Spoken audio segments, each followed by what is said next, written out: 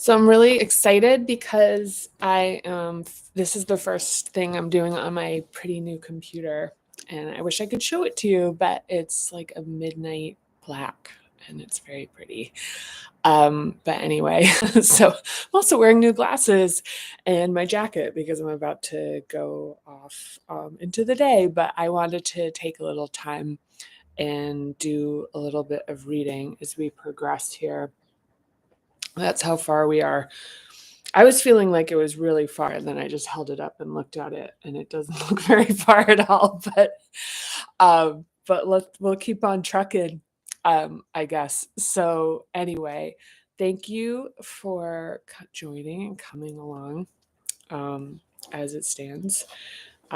Most people that watch these after I've gone live. If not, no, actually, let me clarify that everybody who watches them watches after they've gone live. But it's just a really good way to film this without it having to like go into like producing it and stuff. But anyway, also, this is my shout out to Mira because honestly, like comments and interaction with this, you're right. Like it really ultimately like my aspirations. This just really is more of a conversation, and this happens more in a forum where we can discuss it together. But Mira, right now, this is like I feel like really like I'm talking to you and a few of you others that we talk about, but especially Mira right now. I love you so much. So anyway, I'm gonna read this. So where we are right now in the book, I'm sitting really low too, which is sort of silly, but I'm not gonna make an adjustment. It's actually kind of charming. I feel like I'm like the like kid table and I can't see like above it. So we'll just kind of go with that. Um yeah. So right now, if you're following along, and this is my battle weary copy, it's been through a lot. We're in chapter 4, which is the first hub chapter. And we have just been through the basics. So basically the learning section of the hub, which is the initial development, the basics and the themes. We've read through that. And we're about to enter into understanding. And that is where we do some investigation of interruptions and stressors as they relate to the hub. Now, I will tell you, I think my most significant interruptions that I feel affect my life come in this hub. And I don't know, it's yet to be seen. I've certainly experienced that other people share this, but um, yeah. And I think one of the things that's interesting about it is that like one of the big things about Parinama method is about really changing our relationship that we have with ourselves and being able to assume positive intent by understanding the circumstances and the conditions that we adapted to initially kind of like make it through. And so I think one of the things about the first hub that is challenging is that it is so far out of reach for conscious thinking.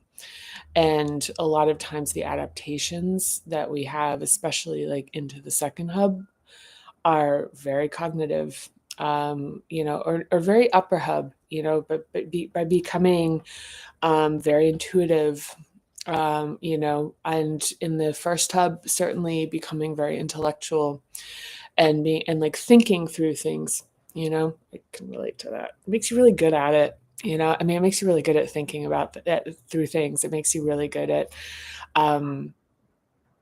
like being able to intellectualize things. So it's, I mean, it's kind of cool. I mean, some of my superpowers certainly are the flip side of adaptations in this hub, but the flip side is that I have a very specific type of how I get activated in certain things that are particularly activating for me. So part of this and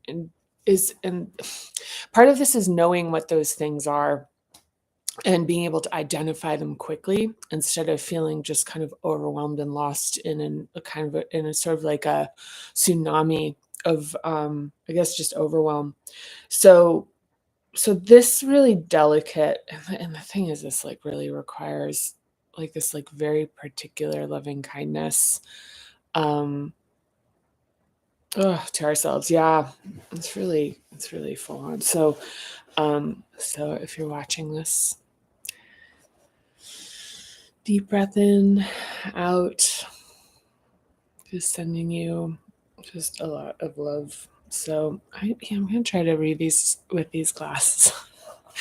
So yeah, so the funny thing, so look, before I jump in, the funny thing about these glasses is that when I went to the optometrist, she was like, "Hey, there's nothing like really wrong with your eyes, except there's a little bit wrong with everything about them." So these glasses are like, they're like, they have every single like adjustment. So it's kind of like you have to like sort of learn how to operate within them. So yeah, so reading's kind of a funny thing because it's like you get the distance and then you have to like get into the there because they're like transition or whatever. I don't know. But yeah, anyway, so we'll see.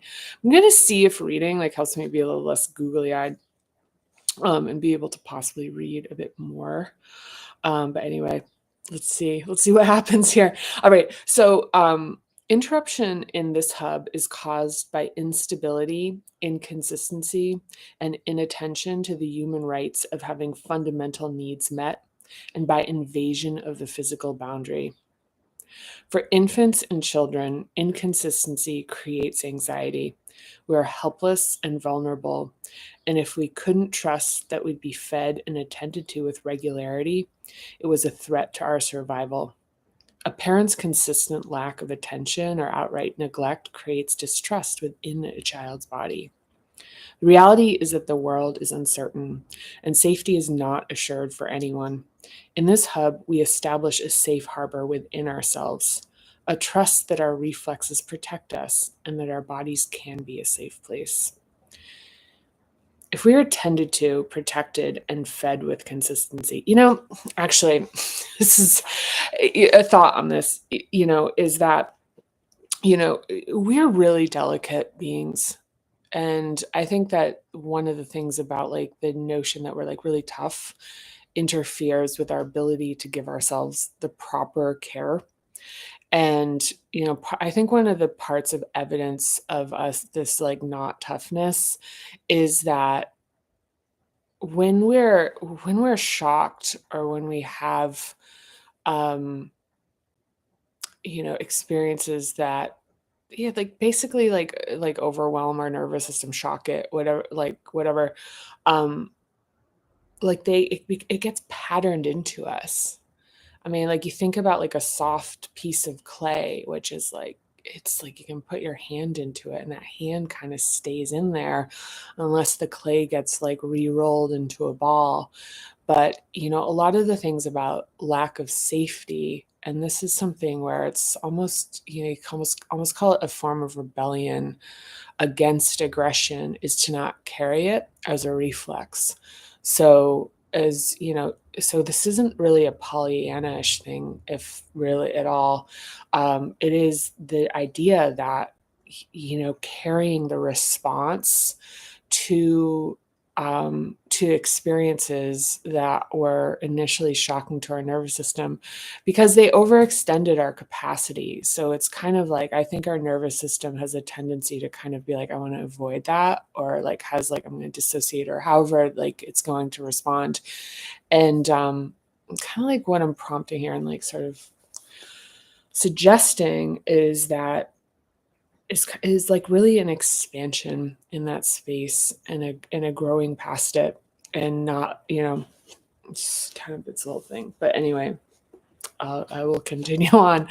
So okay, if we are tended to, protected, and fed with consistency, we will be more likely to have a healthy tolerance for uncertainty and can trust that hard times pass when we weather a storm.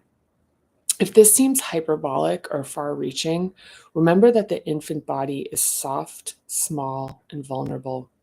It has no defense against its environment except to adapt to it and interpret it in a way that makes it feel safer and reduces anxiety. I'm going to read that again. This is key. If this seems hyperbolic or far reaching, remember that the infant body is small, soft, and vulnerable. It has no defense against its environment except to adapt to it and interpret it in a way that makes it feel safer and reduces anxiety. This tiny body begins adapting, and an imprint of our early experiences is found within our present day being until it's consciously addressed and worked on. Interruptions and stressors that directly refer to oppression, trauma, and abuse are not specifically addressed here, although they are without question interruptions that have massive effects on the first hub's stability and functioning and deserve special attention and professional support. Many of the examples provided here can trigger intense feelings and, in some cases, may re traumatize. Fully immersing oneself in the memory of an event is unnecessary for releasing resulting adaptations and holding patterns. The somatic techniques and exercises deal directly with the bodily imbalance and only require peripheral knowledge of interruptions to help recruit all levels of the triune brain. Techniques that can help reduce stimulation include imagining an experience from a physical distance, as if it's at the end of a long tunnel, or from the psychological distance of imagining how someone else would experience an emotional loaded event. You actually see this, like the thing about the imagining someone else experiencing the emotional loaded event is that people will say, they'll be talking about an experience of something that happened to them that's difficult, and they will say, well, people tend to, instead of I did, or like when they're talking about, they'll talk from a distance about about a response, like it'll be a response, not, it's kind of struggling to come up with an example which would make that uh really a lot more interesting. But